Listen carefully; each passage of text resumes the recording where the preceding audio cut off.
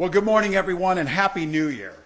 Like many Minnesotans, I have to tell you, I was glad to turn the page on 2025.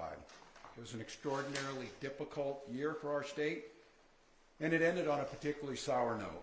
For the last several years, an organized group of criminals have sought to take advantage of this state's generosity.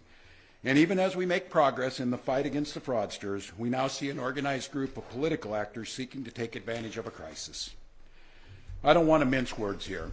Donald Trump and his allies in Washington and in St. Paul and online want to make our state a colder, meaner place. They want to poison our people against each other by attacking our neighbors. And ultimately, they want to take away much of what makes Minnesota the best place in the country to raise a family. They've already begun trying to withhold funds that were meant to help families afford child care. And they have no intention of stopping there. Make no mistake, we should be concerned about fraud in our state government. We cannot effectively deliver programs and services if we can't earn the public's trust. That's why over the past few years, we've made systemic changes in the way we do business. We've gone to the legislature time and time again to get more tools to combat fraud. We've hired people we fired people who weren't doing their jobs. We've seen people go to jail for stealing from our state. We've cut off whole streams of funding in partnership with the federal government, where we saw widespread criminal activity. We've put new locks on the doors of our remaining programs, and we've hired a new head of program integrity to make sure that those locks can't be broken.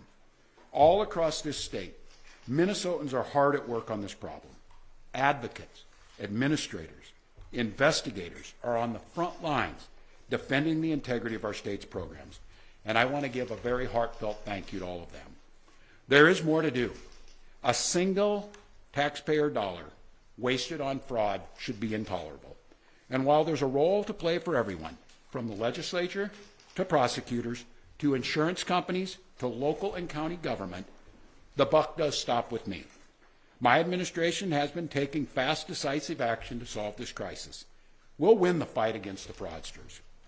But the political gamesmanship we're seeing from Republicans is only making that fight harder. We've got Republicans here in the state legislature playing hide and seek with potential whistleblowers.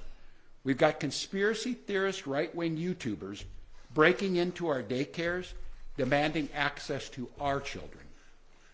We've got the President of the United States demonizing our Somali neighbors and wrongfully confiscating funds that Minnesotans rely on. It's disgusting and it's dangerous. Republicans are playing politics with the future of this state. It's shameful. And I've said it before, and I will continue to say it. We welcome ideas from anyone, in any party, from any walk of life, who wants to help us continue to stay ahead of these criminals. And we welcome the involvement of the federal government. I am grateful to the career professionals at the U.S. Attorney's Office and the FBI who have been helping us fight this fight for years. But I cannot abide the actions of the political leadership in Washington. These opportunists are willing to hurt our people to score cheap points. They and their allies have no intention of helping us solve this problem, and every intention of trying to profit off of it. Which brings me to this. 2026 is an election year.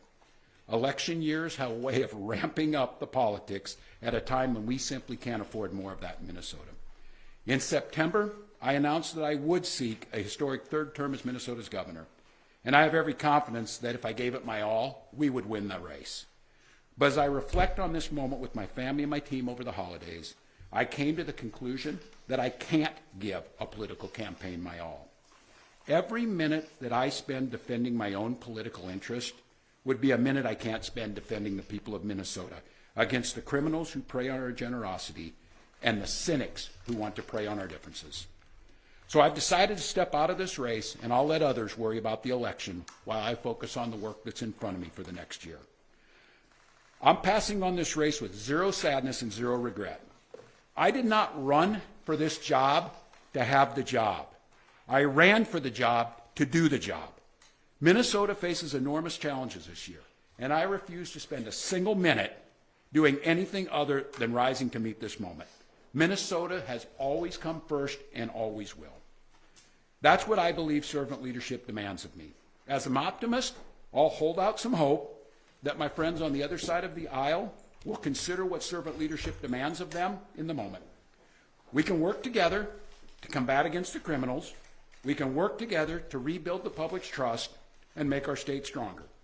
But make no mistake about it, if Republicans continue down the path of abusing power, smearing entire communities, and running their own fraudulent game at the expense of Minnesotans, I will fight back with everything that I have. I am absolutely confident a Democratic and a DFLer will hold this seat come November. I'm confident that I'll find ways to contribute to the state that I love long after next January. But there'll be time to worry about all that later. Today, I'm proud of the work we've done to make Minnesota America's best place to live and raise kids. From our new paid leave policy to our child tax credit to our school lunch programs feeding every single child. And I'm doubly proud of the incredible team we put together to make this vision a reality. I want to take a moment to thank every member of my staff, to every single state employee who has been part of this fight. Now more than ever, I need you on the job. I need you to help work together to tackle the important work in front of us. And most of all, I want Minnesotans to know how grateful I am for the opportunity to serve this state, for the privilege that I have been given to serve in this office. I'm on the job. I'm focused on making sure that we stay America's best place to live and raise kids. No one will take that away from us. I'm proud of the way we treat our neighbors. I'm proud of the way that we welcome people to this state. I'm proud of the way that we innovate. And I'm proud of the way that we are optimists for the future. No one's taking this away from us. Not the fraudsters. Certainly not this president. Not on my watch. Tomorrow, I'll be back with you. I'll give you an update on America's best paid family medical leave program that is now a week into it. And at that time, I'll take all your questions. Thank you all.